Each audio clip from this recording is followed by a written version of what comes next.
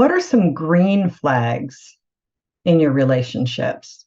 So, red flags are something that indicates that you either need to end a relationship or you need to at least stop and look at the relationship and consider what the red flag is telling you, what information it is giving you. I teach relationship classes at unwed mothers' homes where some of the women have been homeless or they've been in foster homes, they've been in very abusive relationships, some of them have been in prison. And we talk a lot about how to recognize abuse, how to recognize manipulation, how to recognize unhealthy men, unhealthy people, how to protect themselves, how to recognize dysfunctional communication, all kinds of things. But inevitably, they love those things because it helps them understand the craziness of their relationship. It helps them understand some of the relationships that they're still in right now and how they're impacted by that. And it just kind of puts the puzzle pieces together and ends the confusion. But inevitably, they will ask me, well, wait a minute, can you teach us what a healthy relationship is? And that's really important too, because when you want to teach somebody to recognize counterfeit bills, counterfeit money, you teach them not by looking at the counterfeit ones, but by studying and memorizing and learning what a real one is like. Then when they see a fake one, they can compare that to the real one and say, something doesn't look right, something's missing, and know that it's fake. Well, recognizing or knowing what the green flags are, green meaning go forward, don't have to stop. You can continue into this relationship, continue getting to know this person better. A green flag would tell you that so far you haven't seen anything that indicates that you should stop, that it looks like it could be safe for you to continue getting to know more of this person and getting further invested in this relationship, always with an open mind to be aware that a red flag could come up at any time. The person could not be showing their true colors. The person could be manipulative and deceiving you and pretending to be somebody that they're not. So always keep your eyes open, keep an open mind until you really get to know somebody. But what are some of those green flags that would indicate that the person so far is telling you that it's okay to continue? And one of them is that the person listens well and seeks to understand what it is that you are saying. They want to know what's going on with you. So when you're sharing something, when you're telling them something, they are engaged and they are listening. They're giving you feedback that's appropriate. They're asking you more questions. They remember what you talk about. You know, later on, it might come up or they might say, oh, well, remember when you told me this or you told me that. That's a person who's kind of invested and they care about what's going on with you. They're able to listen, to put themselves aside and to be willing to consider you. And they are interested in knowing you and who you are and what's important to you. That's a big deal in a relationship. If you don't have that, it's really a one-sided relationship. And if you can't have somebody doesn't listen to you, how will they get to know you? How will they consider how to, how the things that they do might affect you? So the next one is that the person takes responsibility for their own feelings and actions. Another really big deal. When people are dating and they ask me, if you had to say what was one of the most important things to look for, what would it be? Oh, this is it. The person can self-evaluate, look at themselves, and if you bring up something that bothers you, the person can listen to you and analyze themselves and say, oh, you know what? Maybe I need to make a change. Maybe I wasn't being considerate, or I didn't mean to hurt you, but I'm sorry that I did. I'll work on that. If the person can do that, can self-evaluate, take responsibility for their feelings and their actions, yeah, you know what? I had a hard day at work and I came home and I was kind of gruff with you. I was impatient. I apologize. Uh, that means that you will always be able to speak the truth to that person in that relationship. That even if that person is defensive for a moment, that person will recognize it. And when you talk to them about it, they'll be able to back down. They'll be able to care about what your hurts are. Let me tell you, being in a relationship with somebody who cannot do that means you're not going to be heard. When you're hurt, you're not going to have recourse. You're not going to be able to get that person to understand, hey, you hurt my feelings. Hey, you did something that was upsetting to me. You're not going to be able to count on that person changing what does hurt you. There's going to be all kinds of things that will happen in that relationship that you will never be able to address, and you will not be able to resolve conflict. That puts you in a very dysfunctional and painful relationship. Next one is the person can resolve conflict. I kind of jumped into that one a little bit early. So yeah, it takes the person being able to look at themselves to resolve conflict, but it also takes some skills. A lot of people don't have conflict resolution skills, and they're very defensive, and they will they just don't know how to do it. They don't know how to fight fair. They don't know how to go back and forth. They don't know how to step out of themselves. So yeah, you want to be able to resolve conflict. I always joke and say, you never want to agree to marry somebody until you've had a fight, because you want to see how you fight. How does that person resolve conflict? So sometimes I've said, bring something up to see how you guys can work through conflict. Or at least, when you go to premarital counseling, of course, you would, because you would talk about that as one of the topics. But sometimes conflict doesn't come up in a relationship because one person is giving in too much and is people pleasing and not being honest. So you definitely want to see, how do you resolve conflict?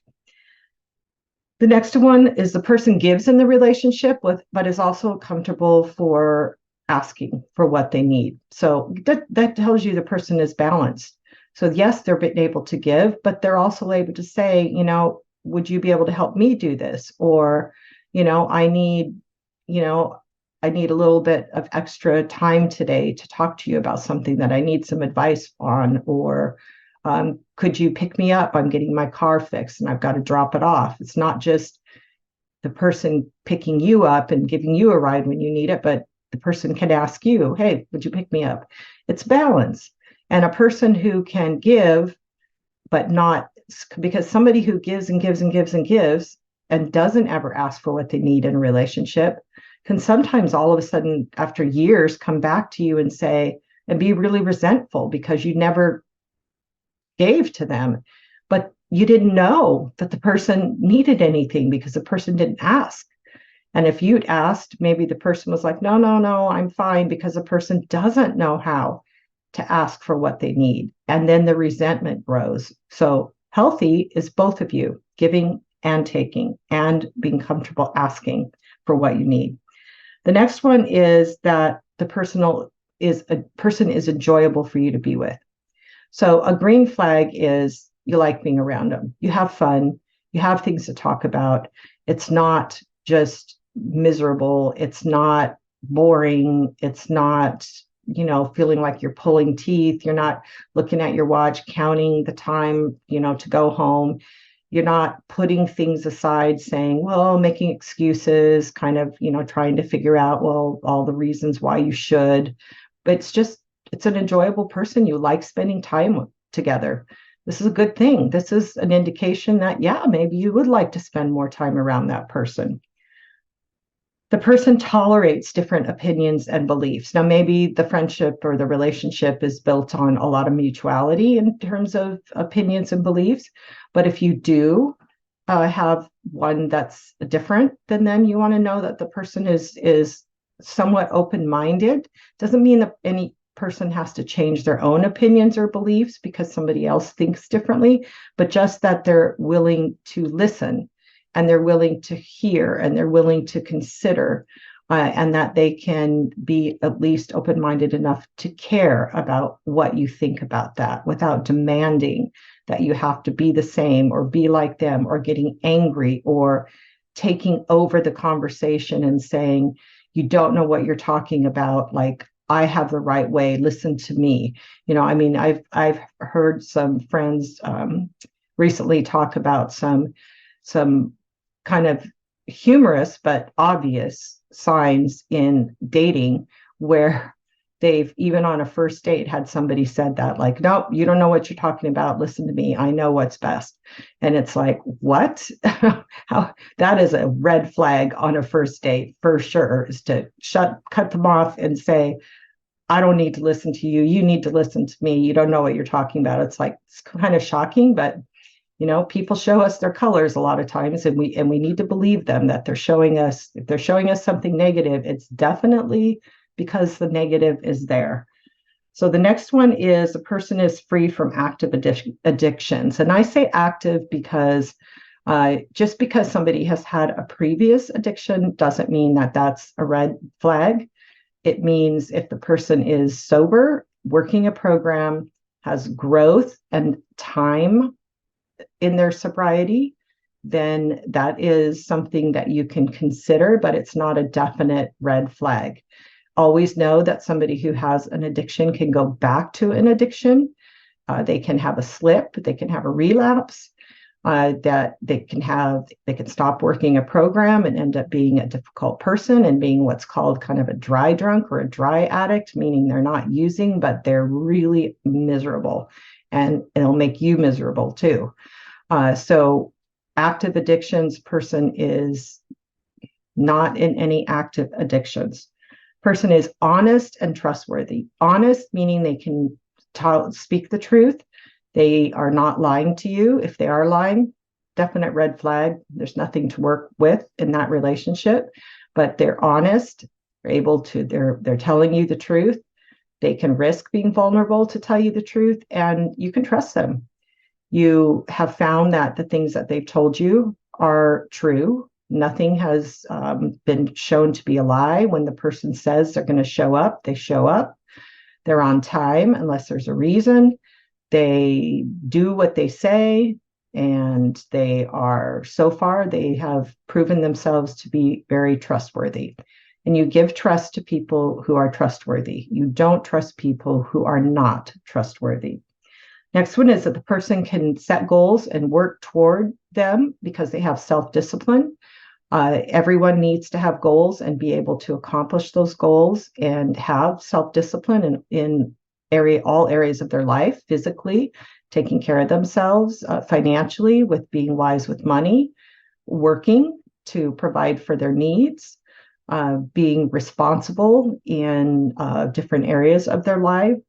And whatever that is to be able to set a goal and follow through, gives you an indication that this person is maybe able to take care of themselves and is not going to depend on you to do things for them that you should not have to do.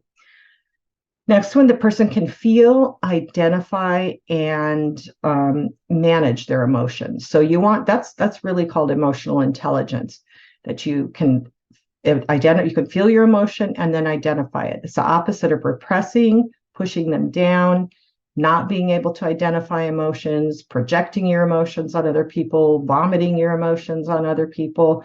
So you want to have somebody who's emotionally intelligent. They feel their emotions. They can identify, yeah, I think I'm feeling a little aggravated. I think I'm feeling discouraged, or I'm feeling disappointed, or I'm feeling a little bit apprehensive, a little bit anxious over that. You want somebody who can do that. And then somebody who can, once they identify that emotion and maybe why they're feeling it, and decide, how am I going to respond to this? How do I manage this emotion? What do I do in response to this emotion? How am I going to express this emotion? Am I going to express it, not express it? Am I going to share it? Am I not going to share it? How do I manage this emotion? And they manage them intelligently, which means wisely, and not in a way that hurts themselves or other people or their relationships. Next one is the person respects your boundaries. You are allowed to say no, and the person does not get angry, and the person respects them. So the person isn't going to just violate your boundaries and not care and say, that's your problem. I'm going to do whatever I want. That is not a person that respects boundaries. That is a person who is not respectable. And you want the person to show you that it's okay for you to state your boundaries and they accept your limits. If you share a boundary and the person has a problem with that, it's okay for that person to say, can we talk about that? Because that's not going to work with me. Maybe you say, I'm not going to have any conversations after 7 o'clock at night. And that person might be, because you've got work projects, or you're tired, and that person might be, well, oh, it's going to be hard for me because I don't even get off from work until 7 o'clock. So I'm not sure how that will work for us together. So that's respecting your boundary, but talking about whether or not that will work for that person and why, and then maybe figuring out how you could come up with a compromise so it works for both of you. That's okay. Somebody who walks all over your boundaries or tells you you don't have a right to set boundaries or gets angry with you, red flag. Green flag, respects your boundaries. So when you see the green flags, it does not guarantee that the relationship is completely healthy and not going to have some problems, but it is something that you can continue to go forward with unless you start seeing some red flags that make you stop to evaluate it. So it's kind of an interesting question to ask you. What do you see more of typically in your relationship? Some people see red flags all the time, even when they're green flags, because they're so traumatized by past failed relationships or their own fears over being in a dysfunctional relationship that they tend to overreact. Some people are very naive and they don't see red flags. They think everything they see is a green flag, and going forward, because they don't even either know the red flags or they don't recognize the red flags or they minimize red flags. So it's important that you know what you see first, red flags or green flags, which ones you tend to ignore. And then just for fun, you might want to evaluate one of your relationships as to whether or not you have the green flags in the relationship. And I can go ahead and put a link to this up in the corner of the video, and you can, or in the description also, and then you can use that link to get to that page and print this out for a checklist and see if you have the green flags in that relationship. So Proverbs 4:5-6 tells you, get wisdom, get understanding. Do not forget my words or turn away from them. Do not forsake wisdom, and she will protect you. Love her, and she will watch over you. And wisdom is getting, and understanding is getting the knowledge that helps you make right decisions. And that's what you're doing by watching videos like this. So thank you for watching. And I check out my devotion too, which has lots of good tips and truths for your relationships. I think you'll really love it if this video was helpful for you. So, okay, God bless.